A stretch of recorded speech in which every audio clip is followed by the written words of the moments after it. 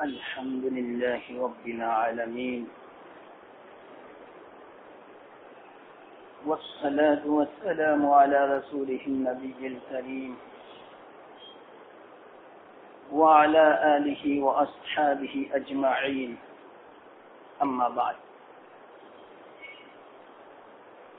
فأعوذ بالله من الشيطان الرجيم، بسم الله الرحمن الرحيم، فليحذر الذين يخالفون عن أمره أن تصيبهم فتنة أو يصيبهم عذاب أليم، صدق الله مولانا العظيم۔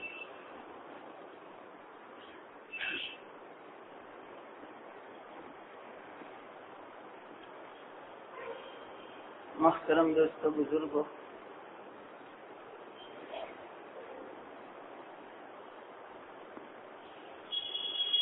ہماری بات جیسا کہ آپ حضرات کو معلوم ہے فتنوں کے متعلق چل رہی ہے۔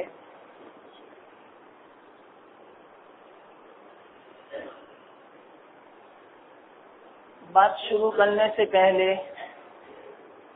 ایک بات میں آپ کو کہہ دوں، کہیں غلط فہمی میں مبتلا نہ ہو جائے، اس لیے یہ جتنی علامتیں بتلائی جاتی ہیں ہمارے آقا محمد مصطفیٰ صلی اللہ علیہ وسلم نے قیامت تک آنے والے جو اہم واقعات تھے ان تمام کو صحابہ کے سامنے بیان فرمایا، تو اس سے یہ غلط فہمی میں مبتلا نہ ہو کہ دیکھو اللہ کے رسول صلی اللہ علیہ وسلم نے غیب کی باتیں بتلائی، اس بنا پر وہ عالم الغیب ہیں۔ اس سے یہ مت سمجھنا، اس سے عالم الغیب ہونا ثابت نہیں ہوتا۔ عالم الغیب کسے بولتے ہیں معلوم؟ جس کے پاس غیب کا علم ذاتی ہو، اپنی طرف سے ہو، کسی کے بتلانے کی بنا پر نہیں۔ اس میں لمبی تفصیل ہے، مختصر سمجھ جاؤ۔ اللہ کے رسول صلی اللہ علیہ وسلم کو جتنے بھی باتیں بتلائی، تم سب کا، میرا، پوری دنیا کا عقیدہ ہے کہ یہ تمام کی تمام چیزیں اللہ تعالیٰ نے وحی کے ذریعے سے بتلائی۔ اب آپ ہی بتلاؤ کہ اللہ تعالیٰ نے ان کو بتلائی تو آپ صلی اللہ علیہ وسلم نے ہم امت تک ان باتوں کو پہنچایا، تو اس سے عالم الغیب ہونا ثابت نہیں ہوتا۔ ہاں، ہمارا عقیدہ یہ ہے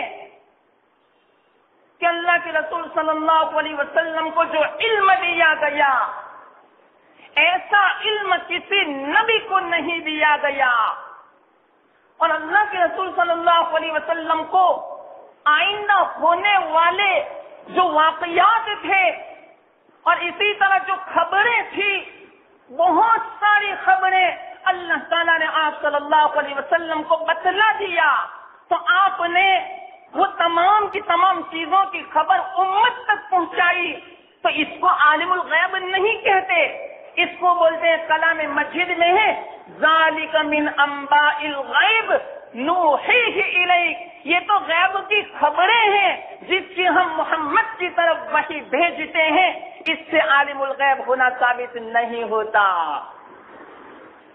خود اللہ کے رسول صلی اللہ علیہ وسلم فرماتے ہیں میں عالم الغیب نہیں ہوں، لیکن تعجب ہے کہ بعض لوگ ایڑی چوٹی کا زور لگاتے ہیں اور یوں کہتے ہیں کہ نہیں، اللہ کے رسول عالم الغیب ہے۔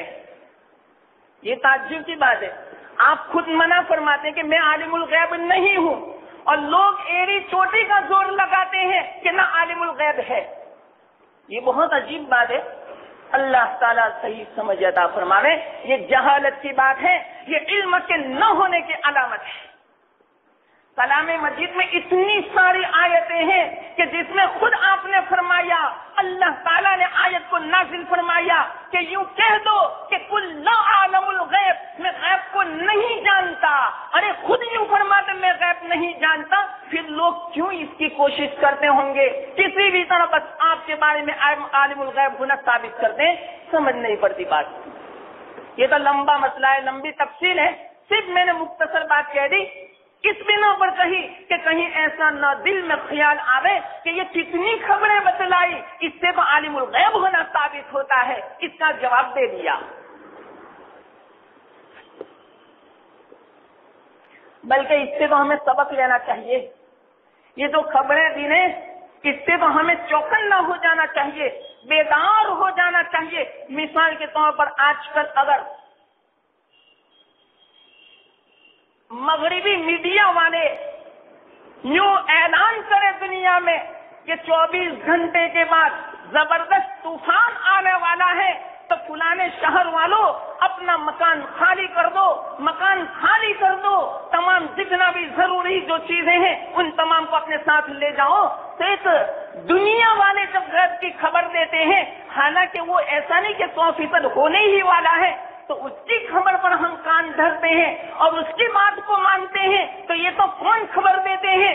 آقائے مکی محمد مصطفیٰ صلی اللہ علیہ وسلم نے 1400 سال پہلے بتلا دیا، اور جو بتلایا 100% یقینی ہے، لیکن بات سمجھ میں نہیں آتی کہ ہم کیوں بیدار نہیں ہوتے۔ امریکہ کی بات پر تو ہم بیدار ہو جاتے ہیں، وہ شہر کو خالی کر دیتے ہیں، لیکن اللہ کے رسول صلی اللہ علیہ وسلم نے فرمایا فتنے کے زمانے میں ایسا ہوگا تو ذرا چوکنا رہنا، لیکن سمجھ میں بات نہیں آتی۔ جتنے فتنے کا زمانہ بڑھتا جاتا ہے اتنے گناہ ہمارے بڑھتے چلے جاتے ہیں۔ کیوں سمجھ میں نہیں آتی؟ کیوں اللہ کے رسول صلی اللہ علیہ وسلم کی باتوں پر ہمارا یقین نہیں اور امریکہ کی باتوں پر ہمارا یقین ہے؟ ہمیں سبق لینا چاہیے اس سے۔ تو گزشتہ جمعہ کو آخر میں نے کہا تھا، وہ جو بیچ میں نے حدیث بیان کی تھی وہ ادھوری تھی، وہ پہلے میں حدیث بیان کروں اور پھر بعد میں آگے میں چلتا ہوں۔ شروع میں ہمارے آقا صلی اللہ علیہ وسلم نے ارشاد فرمایا کہ فتنے کے زمانے کی ایک علامت یہ ہے کہ نوجوان بدکار ہو جاویں گے، فاسق و فاجر بن جاویں گے، اور عورتیں آزاد ہو جاویں گی، شہوتوں کے پیچھے گھومے گی، اپنی نفسانی خواہشات کو پورا کرے گی، اللہ کے احکام کو بالائے طاق رکھ دے گی، اور اللہ کے رسول صلی اللہ علیہ وسلم کی سنتوں کا زندہ جنازہ نکالے گی۔ یہ شروع کا حصہ میں نے بیان کیا تھا۔ چلو بتلاؤ آج ایسا نہیں ہے؟ آج کل ہماری عورتوں کی کیا حالت ہے؟ بالکل آزاد بن چکی ہے، کسی کے ماتحت میں رہنے کے لیے تیار نہیں، اپنی نفسانی خواہشات پوری کرنے کے لیے تلی ہوئی ہے، چاہے اللہ ناراض ہو، چاہے اللہ کے رسول صلی اللہ علیہ وسلم کی سنتوں کا جنازہ نکلے، کوئی حرج کی بات نہیں، لیکن ہماری خواہش پوری ہونی چاہیے۔ یہ فتنے کے زمانے کی علامت آپ نے ارشاد فرمائی۔ آگے فرماتے ہیں، صحابہ نے اس پر تعجب کیا تھا، میں نے آپ کو پورا واقعہ سنایا تھا۔ صحابہ نے فرمایا کیا رسول اللہ اس طرح زمانہ آنے والا ہے؟ آپ نے فرمایا کہ جی ہاں، بلکہ اس سے بھی بڑھ کر آئے گا زمانہ خطرناک۔ تو فرمایا کہ وہ کیا؟ تو آپ نے ارشاد فرمایا وہ وقت ایسا ہوگا کہ لوگ برائیوں سے نہیں روکیں گے اور بھلائیوں کا حکم نہیں دیں گے۔ چلو بتلاؤ آج زمانہ کیسا ہے؟ ہم اپنی آنکھوں سے برائیوں کو دیکھتے ہیں، لیکن کسی کی ہمت نہیں ہوتی کہ برائی سے روکے۔ عورتیں بے پردہ ہیں، لیکن کسی کی ہمت نہیں، باپ کی بھی ہمت نہیں، شوہر کی ہمت نہیں، بھائی کی ہمت نہیں کہ اپنے بہن کو اور شوہر اپنی بیوی کو اور باپ اپنی بیٹی کو روک سکے۔ تو اس طرح بے پردہ مت گم، برائیوں سے کوئی نہیں روکتا، اور اسی طرح بھلائیوں کا بھی کوئی حکم نہیں دیتا۔ بلکہ اس سے بھی تعجب کی بات کروں، جو بیچارے برائیوں سے روکتے ہیں اور بھلائیوں کا جو حکم دیتے ہیں ان کو برا بلا کہتے ہیں. کتنا خطرناک زمانہ آ چکا. ارے ذرا اللہ کے راستے میں نکل کے تو دیکھو. جو بیچارے امر بالمعروف کرتے ہیں, نہیں عن المنکر کرتے ہیں, اپنا وقت لگاتے ہیں, اپنی جان لگاتے ہیں, اپنا مال لگاتے ہیں, لیکن اس کے باوجود برا کہتے ہیں کہ یہ کیسے لوگ ہیں. ارے ان کو کافر کہا جاتا ہے. بات سمجھ میں نہیں آتی کہ جو واحد اللہ کے ایک حکم کو پورا کرتے ہیں, سنت کو زندہ کرتے ہیں, ان کو برا سمجھا جاتا ہے. زمانہ کہاں تک پہنچ چکا بتلاؤ. ارے ذرا اللہ کے راستے میں 3 دن لگا کے دیکھو, ذرا ایک چلہ لگا کے تو دیکھو کہ اس چلے کے اندر 3 دن کے اندر کیا کسی سنت کے خلاف تعلیم ہوتی ہے, کیا اللہ کے حکم کے خلاف تعلیم ہوتی ہے. ارے قدم قدم پہ سنتوں کو زندہ کیا جاتا ہے, قدم قدم پہ بھلائیوں کا حکم دیا جاتا ہے, برائیوں سے روکا جاتا ہے. لیکن آج اس زمانے میں ایک جماعت ایسی ہے کہ اللہ کے راستے میں جانے والوں کو کافر کہتی ہے. حد ہو گئی اب تو. اور اپنے آپ کو اچھا سمجھتے ہیں, یہ بھی ایک تعجب کی بات. ذرا ان لوگوں کے پاس بیٹھ کے تو دیکھو, ذرا تعلیم کے جو حلقے ہوتے ہیں ان میں ذرا تھوڑی دیر بیٹھ کے تو دیکھو کہ کیا تعلیم ہوتی ہے, کیا سنتوں کے خلاف تعلیم ہوتی ہے. ذرا ہم اپنا وقت لگاویں. یہ بیچارے نہ کسی سے کھانا مانگتے ہیں, نہ کسی سے کرایہ مانگتے ہیں, کچھ بھی نہیں مانگتے, لیکن اس کے باوجود ان کو برا بلا کہا جاتا ہے. زمانہ کہاں پہنچ چکا. بس اب قیامت کا انتظار کرو. عجیب بات, ایک تو خود کو تو برائی سے روکنا نہیں, اور جو روکتے ہیں ان کو برا بلا کہتے ہیں, بلکہ اوپر سے یوں کہتے ہیں جو برائی سے روکنے والے ہیں, جو منکرات کو نکیر کرتے ہیں, ان کو کہتے ہیں کہ یہ خود فتنے میں مبتلا ہے. واہ یا للا جب, کتنی تعجب کی بات ہے. ارے رونا چاہیے اپنی جہالت کے اوپر, نہ کہ خوش ہونا چاہیے, نہ کہ فتوے دینا چاہیے کہ وہ کافر نہ فلانا کافر. ذرا اپنے اوپر رحم کرو, اپنی جانوں پر رحم کرو, اپنے اسلام پر رحم کرو, اللہ کے رسول صلی اللہ علیہ وسلم کی ذات اقدس پر اللہ کے واسطے رحم کرو. ان کو کتنی تکلیف پہنچتی ہوگی. کوئی صحیح سمجھانے والا نہیں. آج دین کو لوگوں تک صحیح دین پہنچانے والا نہیں, اور جو بیچارہ پہنچاتا ہے اس کو برا بلا کہتے ہیں, اور اس کو یوں کہتے ہیں آج تک تو کوئی اس طرح کی بات کرنے والا نہیں, یہ نئے مسئلے بیان کرنے والا کہاں سے آ گیا. یہ بھی فتنے کے زمانے کی علامت آپ صلی اللہ علیہ وسلم نے بتلائی. اسلام کو اجنبی سمجھا جائے گا, اسلام کی بات جو پہنچانے والا ہوگا اس کو کہیں گے آج تک تو یہ مسئلہ کسی نے بیان نہیں کیا, یہ بڑا آ گیا بیان کرنے والا. یہ فتنے کے زمانے کی علامت ہے. تو صحابہ نے فرمایا, تعجب ہوا کہ کیا ایسا وقت آئے گا کہ لوگ برائیوں سے بھی نہیں روکیں گے اور بھلائیوں کا حکم نہیں دیں گے. اللہ کے رسول صلی اللہ علیہ وسلم ارشاد فرماتے ہیں, ہاں ایسا آئے گا, بلکہ اس سے بھی بڑھ کر. فرمایا صحابہ نے کہ اس سے بھی بڑھ کر, کیا مطلب اس کا؟ فرماتے ہیں جبکہ لوگ برائیوں کا حکم دیں گے اور بھلائیوں سے روکیں گے. اس سے پہلے والی بات تو تھوڑی ہلکی ہے کہ برائیوں سے نہیں روکتے, بھلائیوں سے نہیں روکتے, بھلائیوں کا حکم نہیں دیتے. یہ تو ذرا تھوڑی ہلکی بات ہے بعد والی بات کے مقابلے میں. اگر کوئی نماز نہیں پڑھتا تو کسی کی ہمت نہیں یوں کہے کہ چلو نماز پڑھنے, اس کو بولتے ہیں بھلائی کا حکم دینا. کوئی سینما جاتا ہے, یا مثال کے طور پر کوئی ٹی وی دیکھتا ہے, یا مثال کے طور پر کوئی گناہ کا کام کرتا ہے, تو کسی کی ہمت نہیں کہ یوں کہے کہ یہ غلط کام ہے. یہ تو پہلا درجہ, بلکہ بعد والا درجہ تو اس سے بھی خطرناک. کیا معلوم کہ برائی کو کہیں گے کہ یہ برائی کرو, اب بھلائی سے روکیں گے. مثال کے طور پر یوں کہیں گے, ارے آج کل کا زمانہ ایسا ہے کہ بغیر لون لیے تو تجارت بہت مشکل ہے, لون لینی پڑے گی. اس کو بولتے ہیں برائی کا حکم دینا. یا اللہ کیسا زمانہ آ چکا. ایک نوجوان دوسرے سے یوں کہے گا ارے اس طرح کا پینٹ پہنو اور اس طرح کی زندگی گزارو. ارے چلو سنیما آج اس طرح کا آیا ہے تو برائی کا حکم دیتے ہیں کہ برائی کے اندر مبتلا ہو, گناہوں میں مبتلا ہو.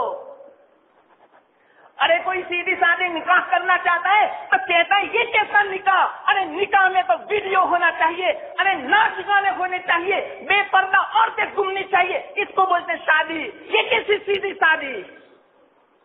اگر آپس میں گھروں میں مشورہ کیا جاتا ہے تو کیا کریں شادی میں, تو کہاں اس طرح کرو اس طرح کرو, فلانے ناچ گانے والوں کو بلاؤ, ویڈیو بھی ہونا چاہیے اور اسی طرح بے پردہ عورتیں بھی ہونی چاہیے. یہ ہے برائیوں کا حکم دینا.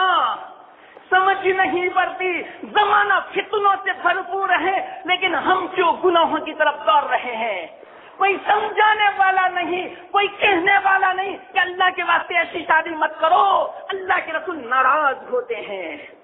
شادی میں برکت نہیں ہوگی, یاد رکھنا اولاد نیکتا نے پیدا نہیں ہوگی, نافرمان پیدا ہوگی, اللہ ناراض ہوگا. ایسی شادیوں میں نحوست پیدا ہوگی, اللہ کی طرف سے رحمت نازل نہیں ہوگی. لیکن کسی کی ہمت نہیں کہ کسی کو اس طرح کہنے جاوے, بلکہ خود ایسی شادیوں میں جاتے ہیں جہاں ناچ گانے ہوتے ہیں, جہاں ویڈیو ہوتا ہے, جہاں بے پردہ عورتیں گھومتی ہیں. اللہ کے واسطے ذرا سمجھو.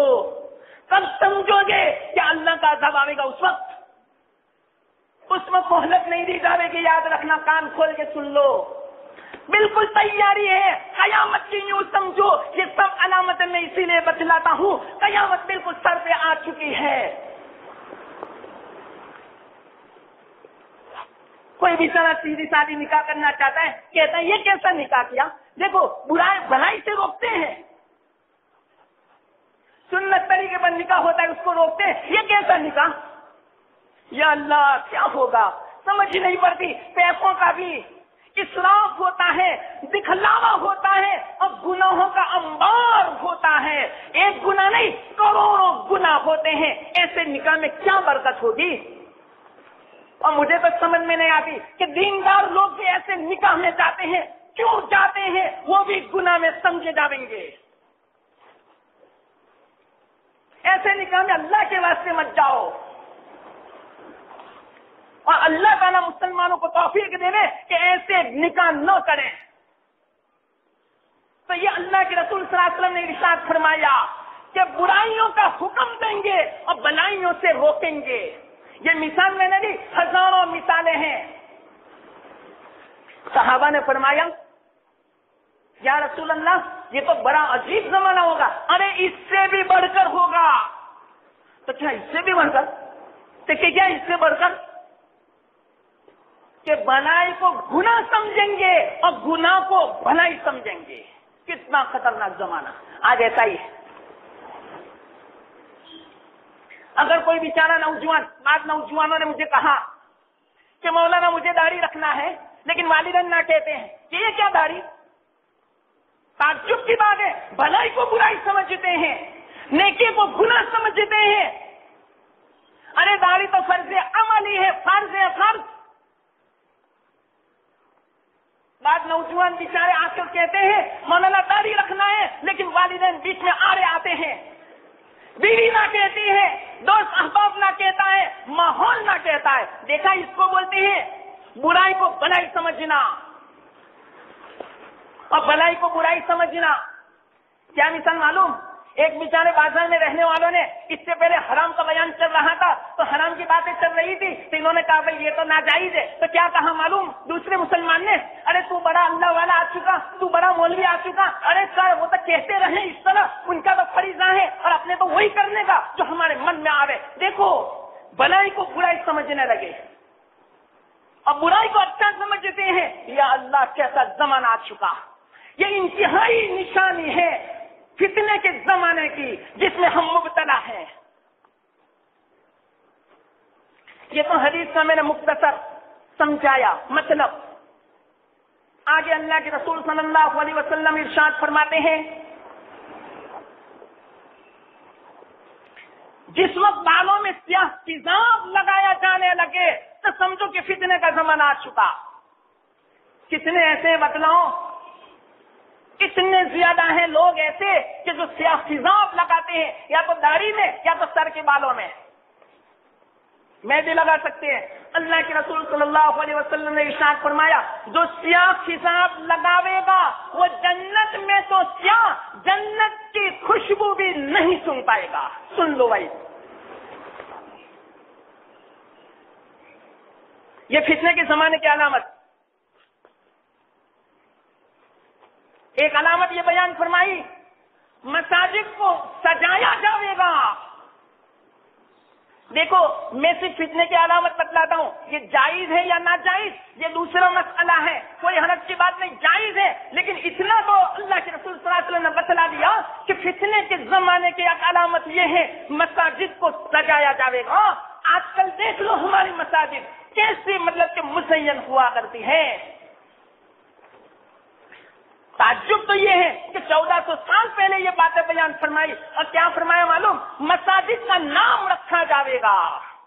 پہلے زمانے میں مساجد کا نام نہیں تھا بلکہ صرف یہ تھا یہ بیت اللہ یا اللہ کا گھر ہے بس.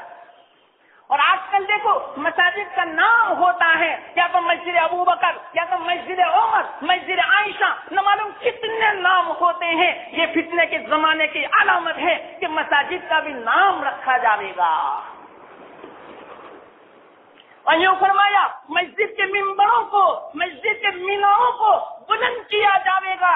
ایسا جب ہو تو سمجھو کہ فتنے کا زمانہ آ چکا. چلو بتلاؤ ہے کہ نہیں آج ایسا.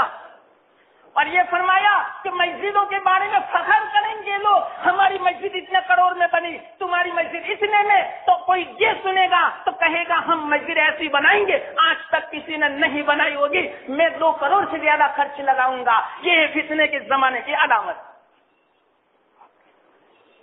1400 سال پہلے فرما دی.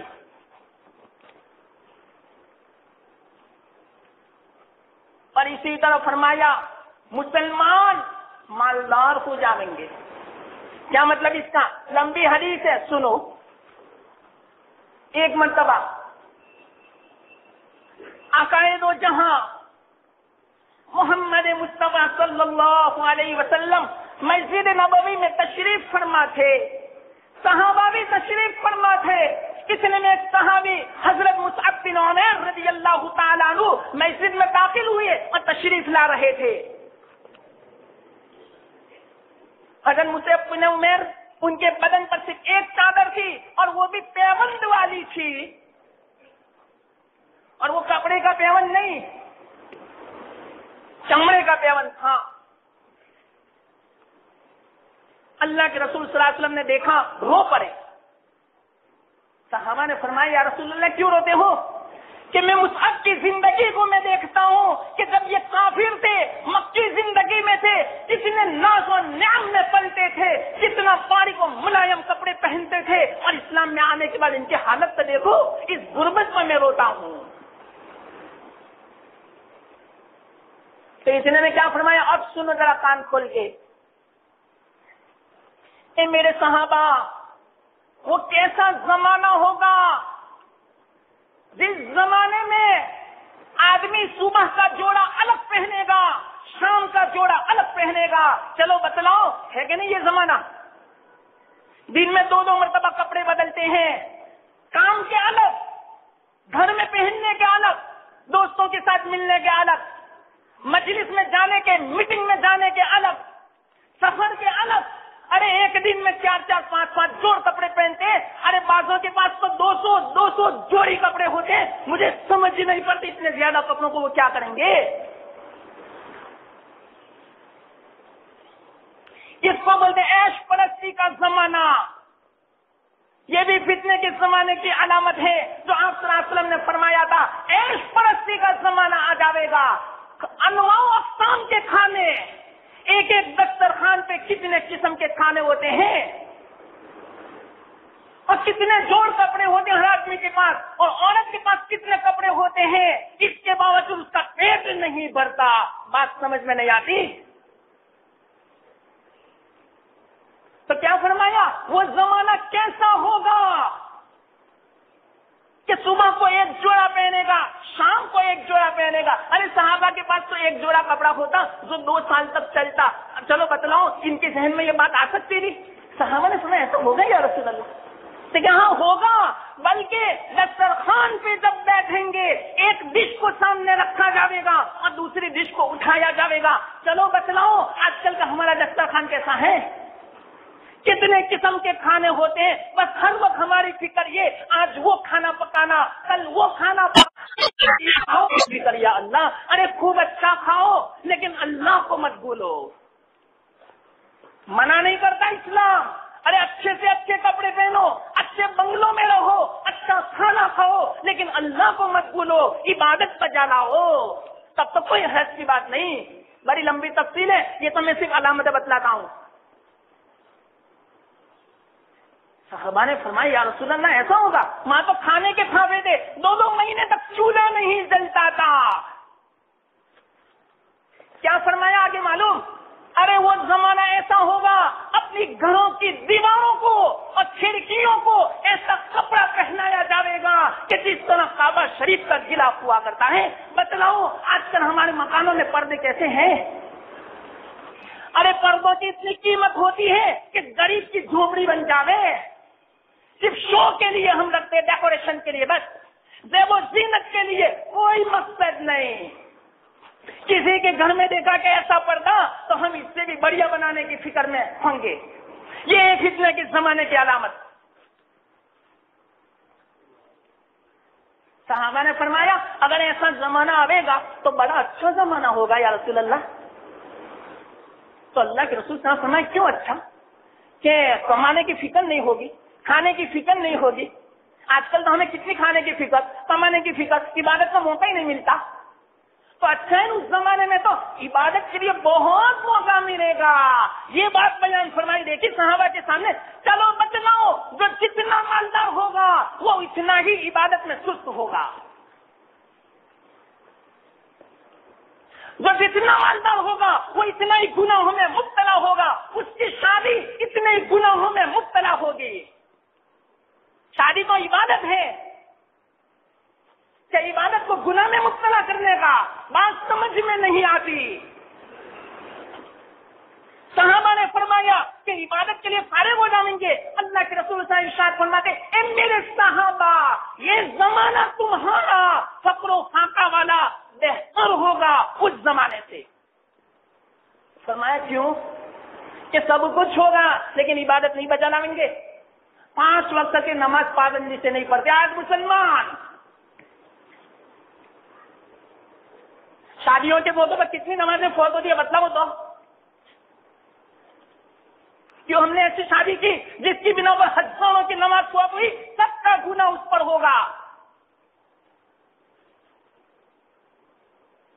ये माल की फरावानी का फायदा उठाने का अल्लाह के रसूल ने इरशाद फरमाया, ए मेरे सहाबा, मुझे फक्रो फाका का खौफ नहीं है जितना खौफ मुझे माल के रेल पेल का है कि जब इस मुसलमान के ऊपर माल की रेल पेल हो जाएगी तो आपस में तनाफुस करने लगेंगे, एक दूसरे से बढ़ने की फिक्र करेंगे, हसद करेंगे, कीना होगा, दूसरों को तकलीफ पहुंचाने की फिक्र करेंगे। वो जमाना तो ऐसा होगा।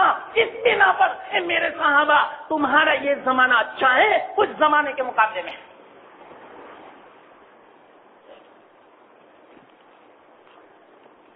ये फरमाया, ये तो मैंने हदीस का सिर्फ तर्जुमा किया।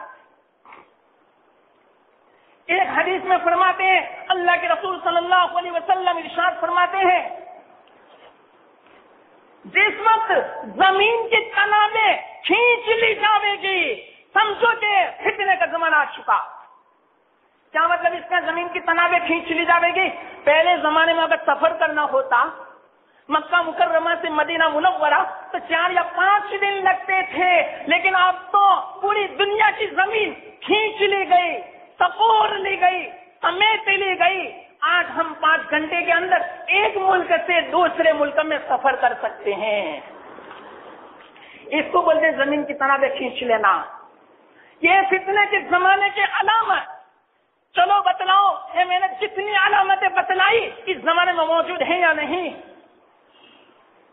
एक हदीस में फरमाते हैं, औलाद غم کا باعث بنے گی اور غصے کا سبب بنے گی۔ چلو بتلاؤ، آج کل کی عورتیں نہیں چاہتی کہ زیادہ اولاد ہو، اولاد ہوتی ہے تو غم ہوتا ہے کہ ہماری نوجوانی ڈل جاوے گی، ہمارا حسن جمال میں فرق پڑ جائے گا، زیادہ اولاد سے تو غم کا باعث ہے اس زمانے میں اولاد، اور غصے کا سبب ہوگی۔ اس کا مطلب علماء نے یوں بیان فرمایا، آج اولاد نافرمان ہے، گستاخ ہے، بے ادب ہے والدین کی، تو والدین اولاد کو دیکھتے ہیں غصے ہوتے ہیں۔ اسی کو اللہ کے رسول صلی اللہ علیہ وسلم نے ارشاد فرمایا کہ اولاد غم کا باعث بنے گی اور غصے کا سبب بن جائے گی۔ وقت ہو چکا، مجھے دوسری بات بھی کہنی تھی، لیکن چلو اپنے پاس ایسا تو ہے نہیں کہ ہمیشہ کے لیے وقت ہو چکا۔ اللہ تعالیٰ ہماری زندگی باقی رکھے تو آئندہ میں کہوں گا کہ یہ زمانہ فتنے سے بھرپور ہو چکا ہے، ایسے زمانے میں اللہ تعالیٰ حضرت امام مہدی علیہ السلام کو نازل فرمائیں گے۔ اس کے بارے میں انشاءاللہ میں آئندہ جمعہ کو کہوں گا۔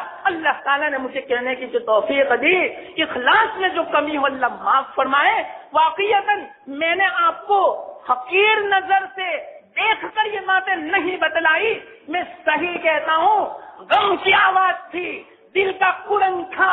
مسلمانوں سمجھو، سمجھ جاؤ، نہیں سمجھو گے تو کسی بھی طرح زبردستی سمجھائے جاؤ گے، اللہ کا عذاب آئے گا یا قوموں کی طرف سے ہمارے اوپر مصیبتیں آئے گی۔ مجھے محبت ہے، میں صحیح کہتا ہوں، جس کو محبت ہوتی ہے وہی برائیوں سے روکتا ہے، ورنہ میٹھی میٹھی باتیں کرتا۔ اگر مجھے آپ سے تو خوشامد ہوتی، مجھے چاپلوسی کرنی ہوتی اور مجھے تم سے کوئی مقصد ہوتا تو میں چاپلوسی میٹھی میٹھی باتیں کرتا۔ لیکن یاد رکھنا، میں آپ کو صحیح کہتا ہوں، مجھے محبت ہے اس بنا پر، اور کل قیامت کے دن انشاءاللہ معلوم ہو جائے گا میں نے آپ کو حقیر نہیں سمجھا، اللہ کے واسطے یہ باتیں بتلائی۔ اللہ مجھے بھی آپ کو بھی عمل کرنے کی توفیق عطا فرمائے۔ وآخر دعوانا ان الحمدللہ رب العالمین۔